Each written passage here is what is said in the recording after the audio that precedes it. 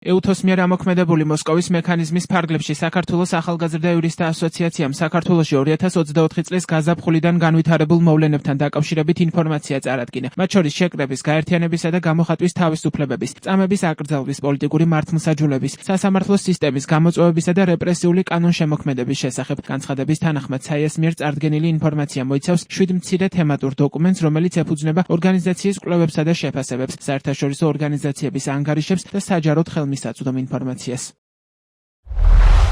მოსკოვის მექანიზმისთვის წარდგენილი ინფორმაცია მიმოიხილავს როგორც 2024 წლის გაზაფხულის აქციების ძალადობრივ დარბევას, არასათანადო მოპყრობის შემთხვევებსა და უსაფუძვლო დაკავებებს, ასევე 2024 წლის ნოემბრის შემდგომ გამოვლენილი წამებისა და არასათანადო მოპყრობის სისტემურ პრაქტიკას, დაუსჯელობის კულტურასა და არაეფექტიან გამოძიებებს. კომუნიკაცია ასევე ყურადღებას ამახვილებს წყლის ჭაობში ქიმიური საშუალებების შერევის არაპროპორციულ და საფრთხის შემცველ პრაქტიკაზე და აღნიშნულთან დაკავშირებით ობიექტური გამოძიების აუცილებლობაზე. კომუნიკაცია დამატებით აანალიზებს 2024 წლის შემდგომ მიღებულ რეპრესიულ კანონმდებლობას, მათ შორის გამოხატვის თავისუფლების შეზღუდვას, მედიის რეგულირების გამკაცრებას, კრიმინალიზაციის მიზნით ახალი სისხლისამართლებრივი და ადმინისტრაციული რეგულირებების შემოღებას, მართლმსაჯულების პოლიტიკური მიზნებისთვის გამოყენებას. კომუნიკაციაში ასევე გაანალიზებულია საქართველოში სამოქალაქო საზოგადოების წინააღმდეგ მიმართული ქმედებები, მათ შორის საკანონმდებლო ცვლილებები და მათი დამანგრეველი გავლენა, გაერთიანების თავისუფლებასა და საზოგადოებრივ ცხოვრებაში ჩართულობაზე. ხაზგასმულია, რომ ამჟამად ინიცირებული საკანონმდებლო ცვლილებები იწვევს სამოქალაქო აქტივობის ფაქტობრივ კრიმინალიზებას და სამოქალაქო საზოგადოების გაქრობისაკენ არის მიმართული.